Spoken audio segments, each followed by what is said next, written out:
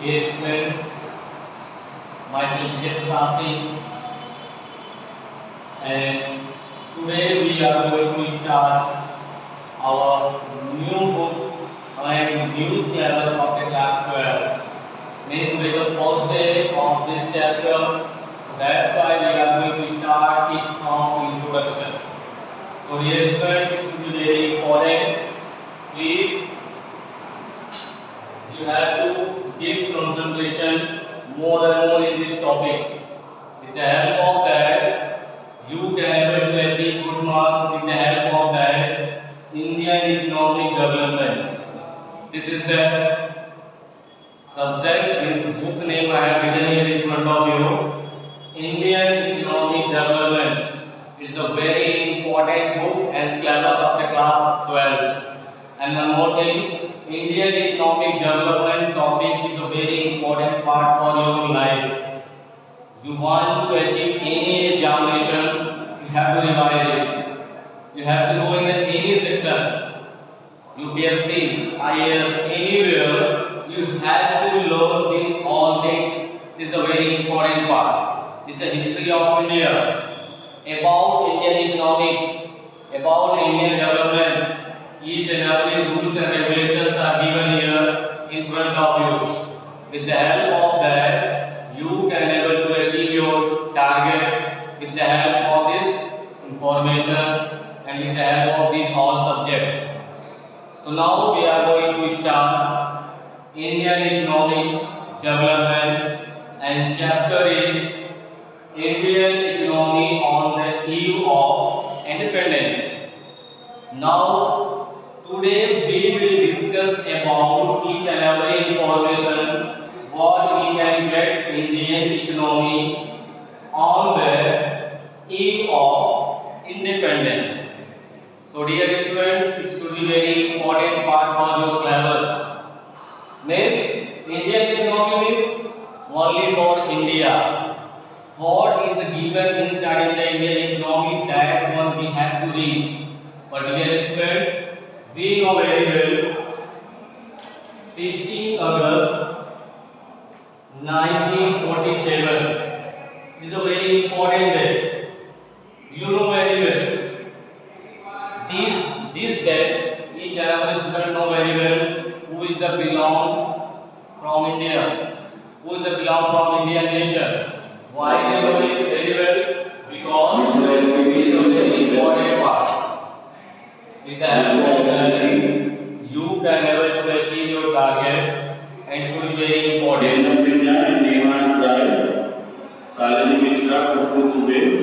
With the help of that, you can able to achieve your target. Please come to the desk quickly. So once again, congratulations. Indian economy and date I 15 August 1947. 15 August 1947, you know very well why. On that day, India got freedom. What? India got freedom on 15 August 1947. These all things we are going to read here in this Indian economy. Before independence, after independence, both things we are going to discuss inside in that book. It should be very important part. This is the important part for your syllabus. That's why dear students we have discussed. Wait a second.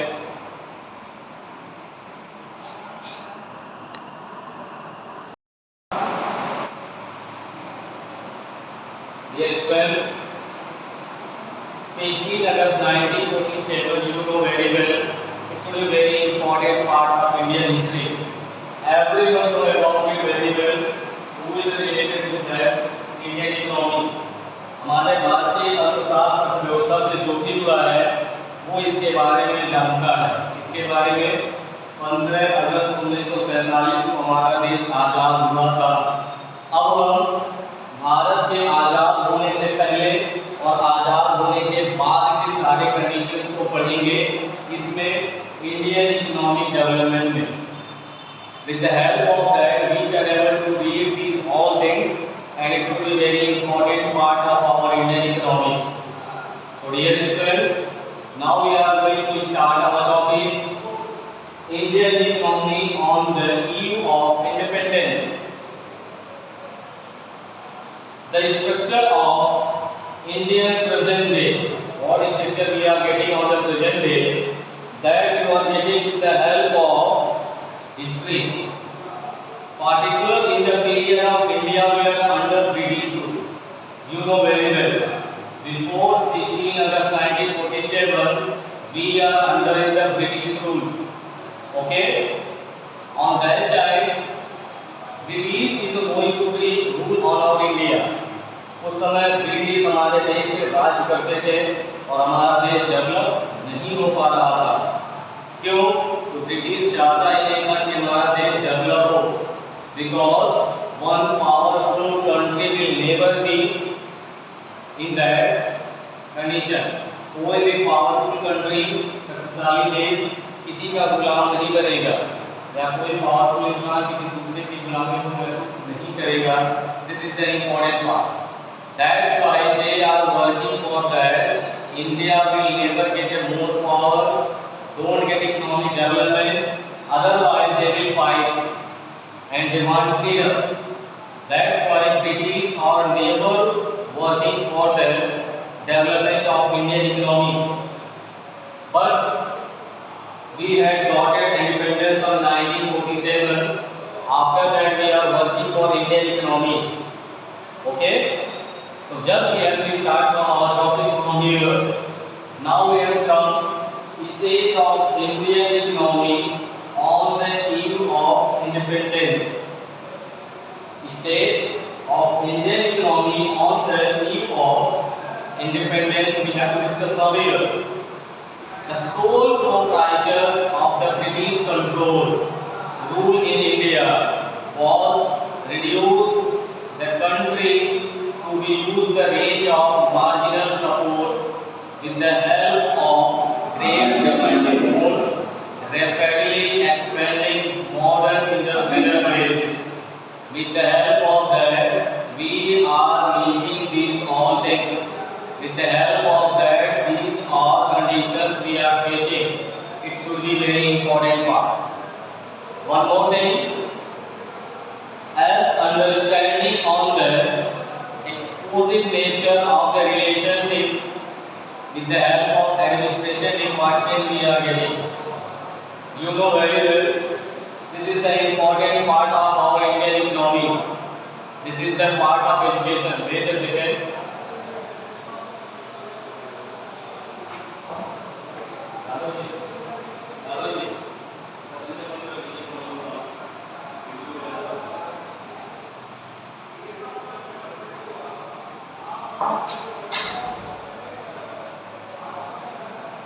Wait a second. अब पानी P ले कोई बात नहीं. Now listen you all once again. We are discussing lower level of economic development under the colonial rule. अब यहाँ आपको पढ़ाया जाएगा कि ब्रिटिश रूल के दौरान हमारे देश में क्या रूल्स और रेगुलेशन थे, क्या समस्याएं थी।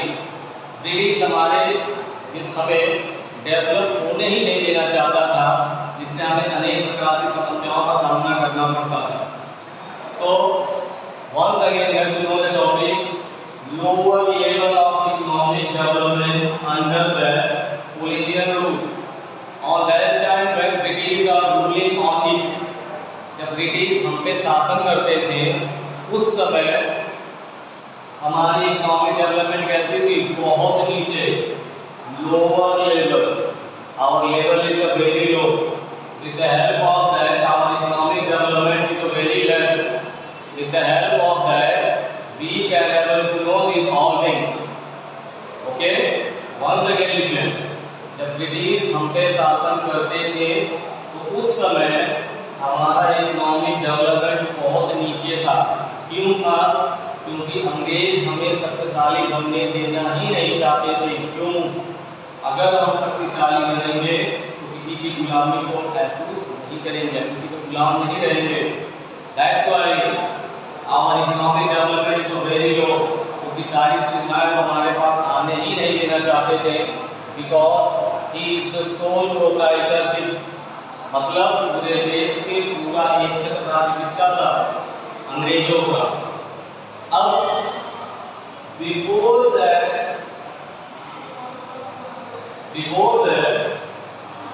advent the British rule, okay, advent of British rule, second one during the British rule। अब हम देखेंगे लोअर लेवल हमारी इकोनॉमिक डेवलपमेंट दो कंडीशन बताया गया ब्रिटिश रूल के दौरान, बिफोर पहले और ड्यूरिंग द ब्रिटिश रूल दोनों समय के दौरान आपको बताया जाएगा what is the level of economic development under colonial rule। First one is that before the advent of British rule, and second one is that during the British rule। Two important topics are given in front of you। इन दोनों के बारे में आपको बताया जाएगा, ठीक है। जैसे बताया गया पहला आपको before, the listening before India has the independence, economic before advent the British rule, through agriculture were main source of livelihood for most peoples।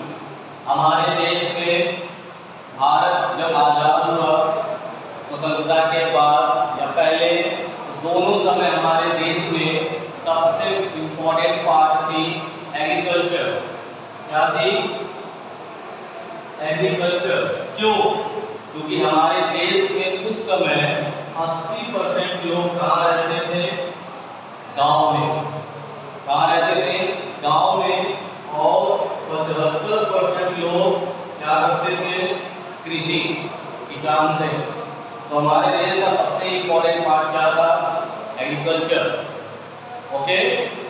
At the country economics character is the various kind of manufacturing activities. India was then particularly like known as the handicraft industries in the field of cotton and silk and textile। दूसरा था भारत और मजबूत था कब? अंग्रेजों के आने से पहले। मतलब किसान कौन थे? खेती करते थे, लेकिन हमारे यहाँ लोग शिल्प कला में ध्यान देते थे। हमारे यहाँ के लोगों के हाथों में बहुत ज़्यादा कलाएं थी। कला मीन्स गुण। हम शिल्प कला के माहिर थे। कपड़े बुनने की क्वालिटी हमारे पास थी, धागा बनाने की, कपड़ा सिलने, बुनने, काटने है, lots of skill we know very well on that. हमें अनेक प्रकार की स्किल्स की जानकारी थी जिसकी सहायता से हम डेवलप होते थे। लेकिन ये सारी चीजें भी बाद में थी और धीरे धीरे खत्म कर दी गई। क्यों? क्योंकि ये रूल था इसका, अंग्रेजों का। अंग्रेज नहीं चाहता था कि भारत डेवलप हो, इसलिए अभी आपको थोड़ी सी और कहानी सुनाई जाएगी कि कैसे ब्रिटिश ने हमारे यहाँ इन सबको खत्म करने का प्रयास किया। एग्रीकल्चर इतना खराब कर दिया कि लोग किसान अनाज उत्पादन नहीं कर पाते थे। जूट, कॉटन, टेक्सटाइल सारी कंपनियों को बंद करवा दिया। क्यों? क्योंकि वो यहाँ से कच्चा सामान खरीद के ले जाते थे इंग्लैंड और वहाँ से सामान यहाँ लाते थे और सस्ते दाम पे बेचते थे, और हमारे यहाँ के सामान महंगे होते थे और भारी होते थे। क्यों? क्योंकि यहाँ मशीनों की कमी थी। यहाँ जो कपड़ा हम हाथ से बनाते थे उसमें सिल्क कला होता था, कढ़ाई होती थी, बुनाई होती थी, और वो कपड़ा भारी हो जाता था और महंगा पड़ता था। और ये लोग सिंथेटिक क्लॉथ बनाते थे केमिकल और मशीन की सहायता से, और ये कपड़ा बाजार में सस्ता बेचते थे। जैसे कि इनके सामानों की डिमांड बाजार में खूब बढ़ जाए, इस वजह से हमारे सामानों को कोई पूछता ही नहीं था, तो हमारी लेवल क्या हो गई? इकोनॉमिक लेवल खराब हो गई। हमारी कंपनी बंद होने के कगार पे आ गई। क्यों? क्योंकि बाजार में कंपटीशन बढ़ गया। हमारे पास कोई सुख सुविधा नहीं था, कोई कंपनियां नहीं थी, और जो कंपनियां थी उसके पास लेटेस्ट मशीनरी नहीं थी। और लेटेस्ट मशीनरी हम लाते तो कहाँ से? फॉरेन से। और फॉरेन से लेटेस्ट मशीनरी अंग्रेज लाने ही नहीं देती थी। इसलिए हमारा इकोनॉमिक ग्रोथ कैसा था? बेकार, खराब। Nothing is there. A lot of problems we are facing in that rule of British one। जब अंग्रेजों का शासन हम पे था तो अनेक प्रकार की समस्याएं हमें फेस करनी पड़ती थी। We can say products enjoyed worldwide market based reproduction of fine quantity of material stands crafting से and import from India। जब अंग्रेज हमारे पास नहीं थे, जब हम इनके गुलाम नहीं थे, तो हमारे सामान अच्छे दामों पे विदेशों में भी बेचे जाते थे। अपने देश में तो हम उसे बेचते ही थे, लेकिन विदेशों में भी हमारी पकड़ अच्छी थी। Before the advent of British rule, ठीक है, अंग्रेजों के आने से पहले मैंने क्या कहा, हमारे एग्रीकल्चर बहुत अच्छा था। 80% लोग गांव में रहते थे, 75% लोग कृषि करते थे और अच्छा से अच्छा अनाज उगाते थे। बाकी लोग जो ऐसे थे वो बिजनेस करते थे, जैसे सिल्क कला हो गया, कढ़ाई बुनाई का काम करते थे। दूसरा, वो जो सामान बनाते थे बहुत अच्छे हेल्दी सुंदर होता था और विदेशों में बेचा जाता था। तो ये हो गया ब्रिटिश रूल आने से पहले। लेकिन जब ब्रिटिश रूल आ गई तो कोई भी नहीं चाहेगा कि यहाँ व्यापार अच्छा हो, यहाँ के व्यापार को खराब करेगा, बेकार करेगा, अपने सामान को यहाँ बेचेगा। इसलिए अंग्रेज की अलग रूल्स रेगुलेशन और पॉलिसी थी। क्या वो पॉलिसी थी? अब यहाँ पढ़ेंगे during the British rule. Okay, during the British rule British had came in India, they had developed their own Indian economy. British जब भारत में आए तो सबसे पहले यहाँ थोड़ा सा कहानी सुन लेते हैं यहाँ। ड्यूरिंग द ब्रिटिश रूल के दौरान, लेकिन हमेशा से ब्रिटिश रूल तो था नहीं, पहले ये जानते हैं ब्रिटिश रूल शुरू कब हो गया और ब्रिटिश लोग हमारे देश में अपना पैर फैला कैसे लिए। सबसे पहले आप ध्यान देंगे 1600 ईस्वी में ब्रिटिश के लोग हमारे देश में आए हैं। कब? इन 16th सेंचुरी, 1600 में। 1608 में उन्होंने यहाँ पर बिजनेस करना प्रारंभ किया। ड्यूरिंग द ब्रिटिश रूल में ही सब कुछ बताया जाएगा। उन्होंने यहाँ 15 अगस्त 1947 को देश को आजाद किया, मतलब 1947 तक यहाँ थे। अब कब? 1600 से। इस बीच को क्या कहेंगे? ड्यूरिंग द ब्रिटिश रूल, ठीक है।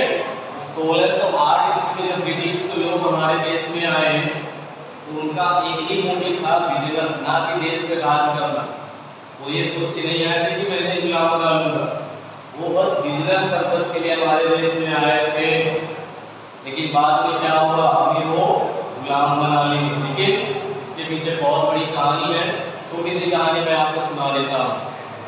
1608 ईस्वी में अंग्रेज हमारे देश में आए। उन समय उन्होंने अपने पूरे भारत में 2 गोदाम बनाया। गोदाम मीन्स गोडाउन। वहाँ वो कच्चा सामान खरीदते थे, स्टोर करते थे और इंग्लैंड ले जाते थे। इंग्लैंड से जो सामान बंदरगाह पे आता था वो गोदाम में रखा जाता था और पूरे भारत में बेचा जाता था। Only his own purpose is a business, non any other thing. व्यवसाय ही उनका मुख्य उद्देश्य था। और जब वो भारत में 1608 ईस्वी में आए तो 2 जगह पे उन्होंने क्या बनाया? अपना गोदाम। पहला गोदाम उन्होंने सूरत में बनाया और दूसरा लुधियाना। दोनों एक बगल बगल के लोग हैं, सूरत और लुधियाना कोई दूर नहीं है, एक ही जगह होते हैं। तो ऐसे ही जगहों पे उन्होंने अपना गोदाम बनाया। तीसरा महाराष्ट्र में बनाया।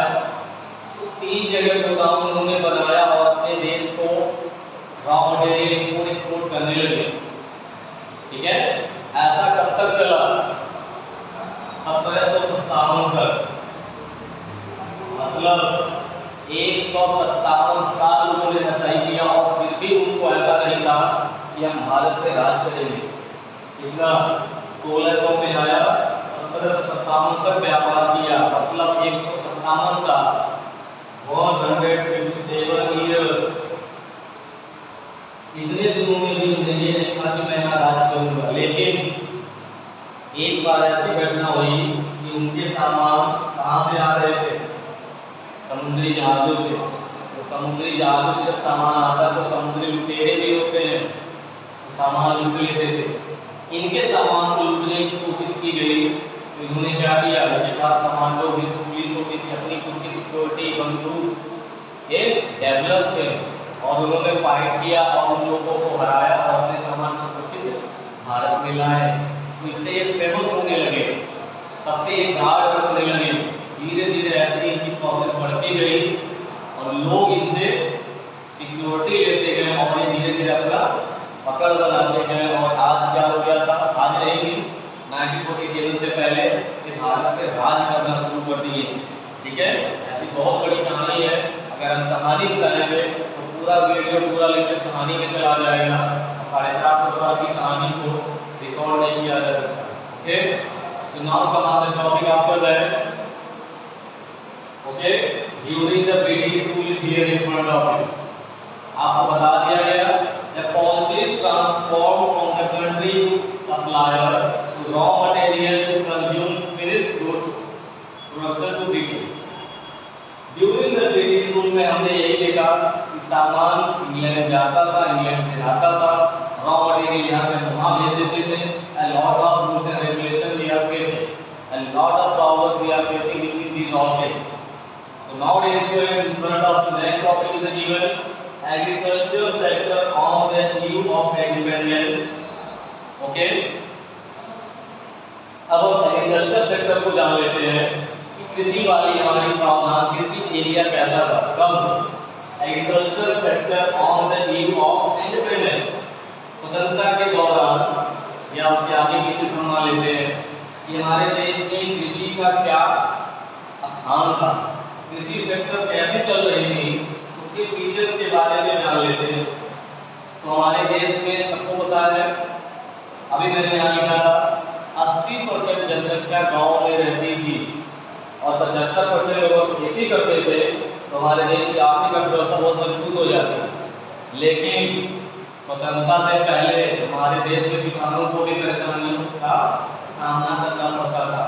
अंग्रेज ये चाहते ही नहीं थे कि हमारा देश डेवलप हो और खूब अनाज उगाए। क्यों? क्योंकि अनाज उगाएगा तो किसान भूखा नहीं रहेगा, पावरफुल हो जाएगा। और पावरफुल इंसान कभी भी किसी से डरता नहीं है, गुलाम नहीं होता है। और भूखा इंसान हमेशा गुलाम हो सकता है। एक वक्त की रोटी पाएगा और एक द्वार पर बैठा रहेगा, नौकरी करेगा और डरेगा भी। अंग्रेज क्या चाहते थे? यहाँ के लोगों को गरीब बनाना, डराना, यहाँ के लोग पावरफुल ना बने, डरे हमसे और हमारे गुलाम लाइफ टाइम बने रहे। ठीक है, अब आपको बताया जाता है agriculture sector on the eve of independence and feature. In front of you I have written 4 features. Before these all 4 features, we have to discuss few lines. Indian economy under the British rule, colonial rule, okay, we maintain fundamentally agree. We can say about 85% of the country population live in the villages. I have written here 80, but now we can say 85%. 80 plus भी था। 85% लोग हमारे देश के कहाँ रहते थे? गांव देहातों में, village. Okay, they have to their own occupation. जो गांव में लोग रहते हैं उनका एक ही उद्देश्य होता है कृषि करना। और हमारे देश में 85% लोग गांव में उस समय रहते थे। कब? ब्रिटिश रूल के दौरान। ठीक है, और एग्रीकल्चर सेक्टर कैसा था अभी ये आपको बताया जाएगा। लेकिन हमारे देश की एग्रीकल्चर सेक्टर बहुत खराब थी, because just I told before a minute they don't want to develop their farmers. If farmers will develop, they will make a lot of rules and regulations and they will face a problem. तो अंग्रेज उसे develop होने ही नहीं देना चाहते थे। ये है मुख्य उद्देश्य। ठीक है, तो now topic is coming in front of you, low productivity. Okay, so dear students, now we will discuss low productivity in next video because this video's length is going to increase. Okay, just wait a second. Once again, new video will upload within 5 minutes. When you will get tomorrow the same video, you will get from agriculture sector on the eve of independence. So now dear students, thank you all for listening my lecture. Subscribe my channel and share this video to others, your friends also. And next chapter I will start from same introduction from agriculture sector on the eve of independence. From this feature we have to start. Okay, thank you all. Thank you.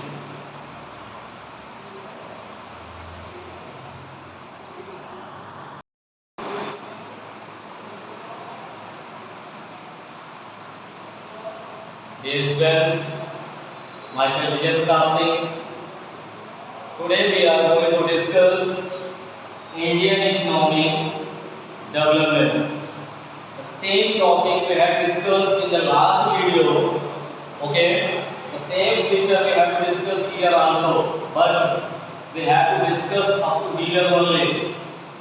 Before the advent of British rule, during the British rule, that was topic we had discussed in the last video, and these all things are left.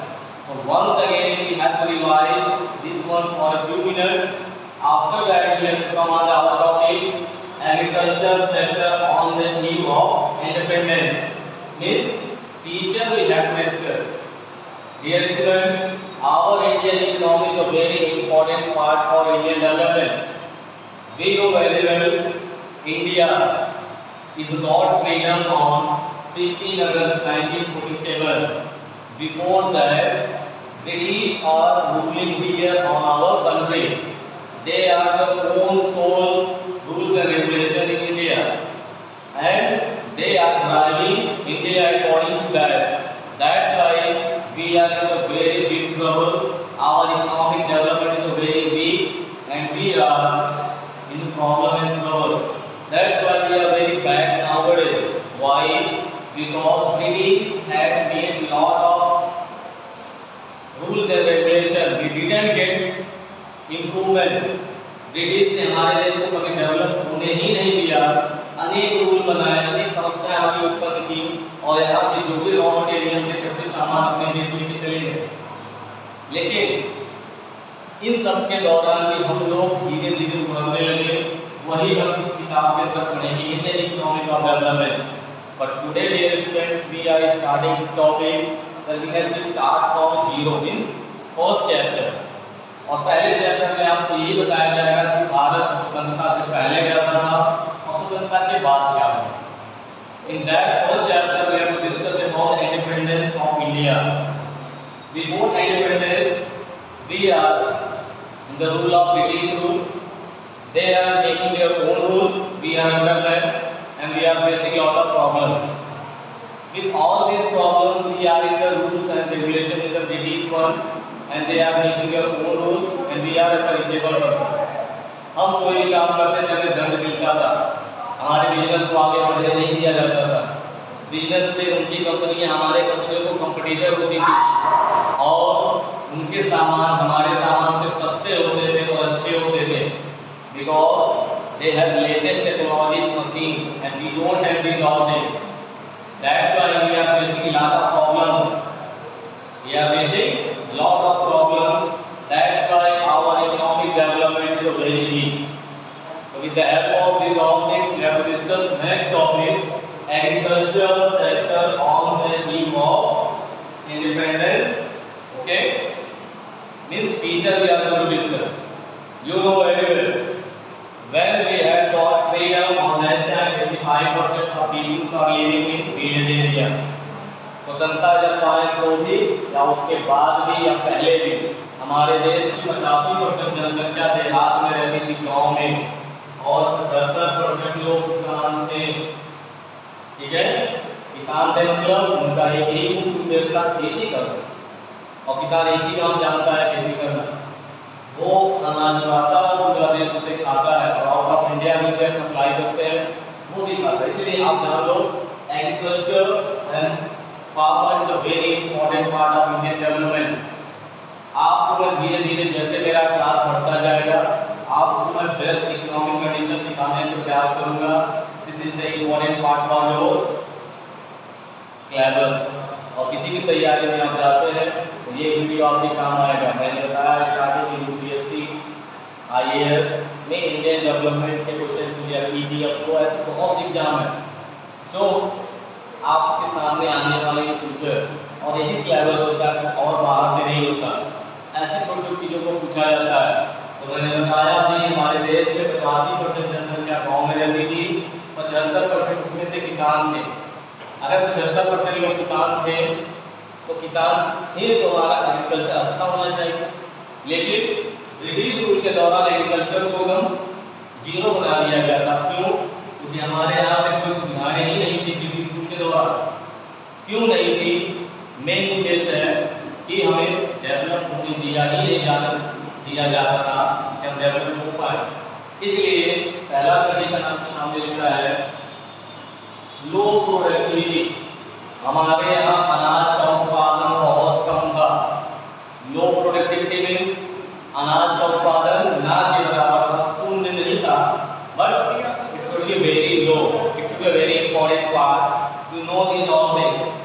Low productivity में आप पढ़ोगे level of productivity of Indian agriculture was very low in them except that they could call the backward state of agriculture। हमारे यहाँ कृषि प्रधान देश माना जाता है, लेकिन हमारी कृषि कैसी थी? बहुत पिछड़े तरीके की थी। ठीक है? lack of technology। why we are going to backward? because lack of technology, irrigation facilities and negligible usage of facilities result at low level of productivity। हमारे पास सिंचाई के साधन नहीं थे, लेटेस्ट टेक्नोलॉजी नहीं थी, जिस वजह से हमारा एग्रीकल्चर पीछे चला गया। Means low productivity is the important part and we are facing lot of problems. Another sub section we can say और भी कारण इसमें आते हैं, वो बता सकते हैं the British did not interacted the spend technological instruments. British ने कभी भी हमारे देश में लेटेस्ट टेक्नोलॉजी को मशीन लाने में खर्चा किया नहीं, ना लेटेस्ट टेक्नोलॉजी की मशीन लाने में प्रयास किया। क्यों?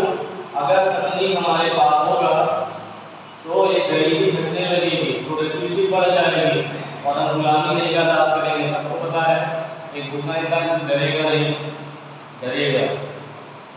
एक भूखा इंसान लोगों से डरेगा क्योंकि आप उससे खाना दे रहा हो, खा रहा है, लेकिन एक पावरफुल जिसके पेट में भूख नहीं है, पैसा है, वो किसी से नहीं डरता है और किसी का गुलाम बनेगा। क्यों? That's why the rule and regulation they are making. Low productivity is started from the British rule. Okay. Next one we can say a large section of trades, small farmers and sharecroppers, neither the resources and technologies not had interactive investment on the agriculture। हमारे देश में agriculture का कोई साधन ही नहीं था, ना latest technology थी, नकारात्मक हो रहा था, इसलिए प्रोडक्टिविटी भी बहुत लो थी, उत्पादन बहुत कम होता था, इसलिए हम पिछड़े हुए थे। दूसरा कह सकते हैं loss due to huge cost of involve. कृषि करने में जब हमारे पास तकनीक नहीं था, कोई सुविधाएं नहीं थी, तो हम जब कृषि करते थे तो अधिक से अधिक पूंजी लगा देते थे, ह्यूज कॉस्ट, और जितनी पूंजी लगाते थे उतना उत्पादन होता ही नहीं था। जैसे टेक्नोलॉजी को ले लिया जाए तो अभी हमारे पास ट्रैक्टर है खेत जोतने के लिए, पहले नहीं था, तो कुदाल से आप कितना एकड़ खेत जोत लोगे? इम्पॉसिबल। दूसरा इरिगेशन, अभी हमारे पास पंपिंग सेट है, मोटर है, ट्यूबवेल है, पहले ये कुछ नहीं था। नाउअडेज नदी नाले तालाब से भी पानी चलाते हैं, वो भी नहीं था उस समय। Then how much we will develop? Nothing. That's why huge cost, वहाँ बहुत अधिक मूल्य लग जाता था, ये भी कारण था। Nowadays we have the latest technologies, machine, वो तो ठीक है, एग्रीकल्चर में हाइब्रिड सीड मिलते हैं, कृषि सेवा केंद्र हमारे पास है, दवा है, उत्पादन के लिए खाद है, अच्छी अच्छी क्वालिटी की बीज है, पहले क्या था? कुछ नहीं था, तो ये भी नुकसान होता था। अधिक से अधिक हम कॉस्ट लगा देते थे लेकिन उत्पादन ना के बराबर था। This is the important part. अब इसके बारे में सुनते हैं। Owner of the soil were different from the tiller in the soil. Owner used to employ output but did not bear involve process of agriculture production.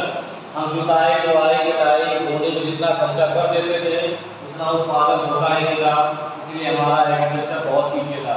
हम पीछे पछड़े हुए इलाके में हो गए, हम पछड़े में माने जाने लगे। ठीक है? Trader of the soil were left where marginal share of beneficiary enough for the survival. और ये हमारे सर्वाइवल के लिए इम्पोर्टेंट पार्ट था ही नहीं। जितना उत्पादन होता था उतने में हमारा जीवन यापन हो ही नहीं सकता, इसीलिए हम पिछड़े हुए माने जाते थे। This is the important part dear students, you have to think about it more and more. Next we can say lack mean of irrigation. Lack of mean of irrigation. Irrigation अभी मैंने आपको कहा हमारे यहाँ सिंचाई के साधन थे ही नहीं। लेक मतलब कमी। कमी कहाँ से? उस समय था ही नहीं। नदी और तालाब होते थे, तो नदी और तालाब और एक कुएं से आप कितना पानी चला सकते हो? अगर आपने अपने घर पे लहसुन प्याज बोया है, धनिया लगा दिया है, चलो भैया बाल्टी भर के उसे भर दो तो देख लो, एक बाल्टी ले पाओगे तो सूख जाएगा। कितनी बाल्टी कैसे पानी लेके आओगे? और हमको खेती करना है, धान का फसल उगाना है। यहाँ तो धान का फसल हम पानी चढ़ा के मशीन ट्यूबवेल पंप से हो ही नहीं पा रहे हैं। तो पहले जमाने के लोग कैसे करते रहे होंगे? कॉस्ट का कुछ नहीं, कितना दर्दनाक स्थिति रही होगी उस समय, लोग कैसे खेती करते थे। ठीक है, more and more hard work they are doing and getting less. बहुत कठिन परिश्रम के बाद थोड़ा अनाज पाते थे और साल भर खर्चा नहीं चलता था, किसान भूख से मर जाता था। अभी भूख से मरने की भी कहानी बताते हैं। पूरे विश्व के इतिहास में सबसे अधिक लोग भारत में भूख से मरे हैं कब? ब्रिटिश रूल के दौरान 1800 ईस्वी में 25 मिलियन लोग। ओके, ये भी एक जीके का current affair. Okay, last information is for you all. But now come here, lack and means of irrigation. हमारे पास सिंचाई के साधन थे ही नहीं। जैसे British government do not take initiative to develop mean of irrigation. कभी भी ब्रिटिश गवर्नमेंट ने इरिगेशन मतलब सिंचाई के साधन पे ध्यान दिया ही नहीं, इसने कभी से डेवलप किया ही नहीं। क्यों? क्योंकि सिंचाई से उनको क्या फायदा है? वो जितना अनाज उगता था उसी को हड़प लेते थे, छीन लेते थे, टैक्स लेते थे और उसी को देश के बाहर ले चले जाते थे। सबसे इम्पोर्टेंट पार्ट क्या था? अगर हम अनाज अधिक उत्पादन करते तो गुलाम नहीं रहते। हम अधिक पैसा कमाए होते, सारी सुविधाएं होती तो गुलाम कभी नहीं रहते। तो वो जानते थे सुविधा मत दो, दबा के रखो। ठीक है, next agriculture continue to develop the rainfall. हमारा एग्रीकल्चर से एक ही उद्देश्य पे रुकता था, बारिश हुआ तो धन होगा, नहीं तो कुछ नहीं, साफ खत्म। तो ये क्या थी? Most important part. सिर्फ बारिश के पानी से ही हमारी सिंचाई होती थी, नहीं तो कुछ नहीं। बताइए, यू हैव टू थिंक, इस समय बारिश ना हो धान होगा? कुछ नहीं होगा। पहले कैसे होता था? सारी सुविधाएं सुन लीजिए। पहले अनाज का उत्पादन बहुत कम था, अब क्या है? इसका 99% अनाज अधिक उत्पादन करते हैं। आप तो भी आगे चल के पढ़ाएंगे। इस समय एग्रीकल्चर का नाम बदल दिया गया है, कॉमर्शियल एग्रीकल्चर कहा जाता है। क्यों? कृषि को अब बिजनेस बनाया गया है। कौन बना रही है? गवर्नमेंट। इसके लिए गवर्नमेंट सुविधाएं दे रही है, खूब अनाज उत्पादन करो, खूब कमाओ। इसके लिए आपको सारी फैसिलिटी दी जा रही है और अभी कृषि कार्य पे आपको सब्सिडी दी जाती है, नो टैक्स दिया जाता है। एक ऑटो रिक्शा खरीद लो 2 लाख की, आपको टैक्स देना है। एक कंबाइन खरीद लो 30 लाख का, 1 भी रुपया टैक्स नहीं देना है। क्यों? कंबाइन इरिगेशन के लिए चल रहा है, नहीं कटाई बुनाई के लिए चल रहा है। कंबाइन 30 लाख का अगर लोगे तो कृषि कार्य हेतु है, नो टैक्स। लेकिन एक ऑटो रिक्शा लोगे तो आप उससे पैसे कमा रहे हो, कैपिटल फंड हो गया, मतलब आपको टैक्स देना है। बताइए, इज डिफरेंस बिटवीन बोथ, 10 गुने का फर्क है, 3 लाख और 30 लाख। ठीक है, तो इसके लिए कि अपने देश को हम एग्रीकल्चर को बढ़ावा दें। ठीक है, आगे हम कह सकते हैं uninterrupted monsoon let that affected agriculture output. कभी कभी मानसून के अनुसार ही हमारे आउटपुट होते थे। अगर मानसून अच्छा नहीं होगा तो आउटपुट जो भी है वो भी खत्म हो जाता, फसल सूख जाता, कुछ नहीं मिलता। तो हमारी दयनीय स्थिति थी उस समय भी। और अब क्या है? आगे क्या है? Sub division of land holdings. Sub division of land holding we have to discuss means at the time of independence, स्वतंत्रता के समय there was a division of sub division of fermentation available holding huge property high fertilizer field gone in the Pakistan region. हमारे देश का विभाजन हो गया था, आपको पता है। हमारा देश पहले एक था, भारत पाकिस्तान बांग्लादेश एक में होते थे। लेकिन स्वतंत्रता के समय तो आप इतना ये फैक्ट जान लो कि हमारे देश की सबसे उपजाऊ संपत्ति कहाँ चली गई? पाकिस्तान चली गई। पाकिस्तान के कहाँ बॉर्डर के अंदर कर दी गई, जो बॉर्डर लाइन बनाया गया उसमें सबसे अधिक उपजाऊ संपत्तियां कहाँ चली गई? पाकिस्तान में। भारत के विभाजन के दौरान उससे भी हमारे देश को बहुत बड़ा प्रभाव पड़ा कि हमारा एग्रीकल्चरल पीछे हो गया। क्यों? क्योंकि हमारे देश का सबसे उपजाऊ संपत्ति दूसरे देश में चला गया, ये भी कंडीशन था। आगे हम कह सकते हैं सब division of land make the task of management and supervision of different plots very difficult. अब दूसरी चीज, जब सब डिवीजन हो गया हमारे देश का तो हमें अनेक दूसरे प्लॉट मिले। हमारे प्लॉट तो कहीं और चले गए, हम भारत में आ गए, जब दूसरा प्लॉट मिला तो दूसरे प्लॉट पे मैनेजमेंट करना कठिन हो गया। तो हम धीरे धीरे मैनेजमेंट करेंगे। सपोज हमारी उपजाऊ संपत्ति दूसरे देश चली गई और मुझे जो मिला वो उपजाऊ नहीं है, तो मुझे कठिन परिश्रम करना होगा। ये भी क्या है? एग्रीकल्चर सेक्टर का नेचर बताया जा रहा है। एग्रीकल्चर सेक्टर पीछे होने का उद्देश्य आपको इतना पता होना चाहिए। हमारे देश की सबसे उपजाऊ संपत्ति पाकिस्तान में है, बस सबसे इम्पोर्टेंट बात। पाकिस्तान की जो सब जमीन है हमारे देश की पहले भाग थी, जब विभाजन हुआ तो वो वहाँ गया, लेकिन वहाँ की संपत्तियों में सबसे कीमती संपत्ति वहाँ की उपजाऊ संपत्ति है। हमारे देश से अधिक एग्रीकल्चरल डेवलपमेंट वहाँ हो सकता है, लेकिन है नहीं। हमारा देश कृषि में दूसरे पे, चाइना, पाकिस्तान और इंडिया में कंपेयर किया जाए तो, ठीक है, क्योंकि चाइना में भी खेती होती है, वहाँ भी रोजगार है। आपको चैप्टर पढ़ाया जाएगा लास्ट में डेवलपमेंट ऑफ इंडिया, तो 3 देश से कंपेयर करेंगे, इंडिया, चाइना, पाकिस्तान, बांग्लादेश, क्योंकि हमारे पड़ोसी राज्य देश है ये, तो पड़ोसियों से ये कंपेयर करते हैं। ये आपको इन फ्यूचर पढ़ाया जाएगा chapter 9 and 10। Okay, hence frequency of economic agriculture could be achieved in the very difficult coordination, cultivation and highly secreted price of the land, pieces of the land, ठीक है। अब हमें जो संपत्तियां मिली, जो जगह मिला, उस पर हमने खेती बाड़ी किया स्वतंत्रता के बाद, तो हमें समय लगा। इससे हमारी एग्रीकल्चर धीरे धीरे आगे बढ़ेगा। तो these are the important part with the help of that we are improving day to day. So dear students, in front of you I have discussed about the Indian economy of development. Topic is the chapter name, first chapter, Indian economy of the eve of independence, and these are important part I had given in front of you. If any problem you are facing, dear students, you have to be more day in the live classes. If you are facing any problem watching this video, you have to give a comment, subscribe my channel, share this video to others also. Okay, you had given a special time for listening this video.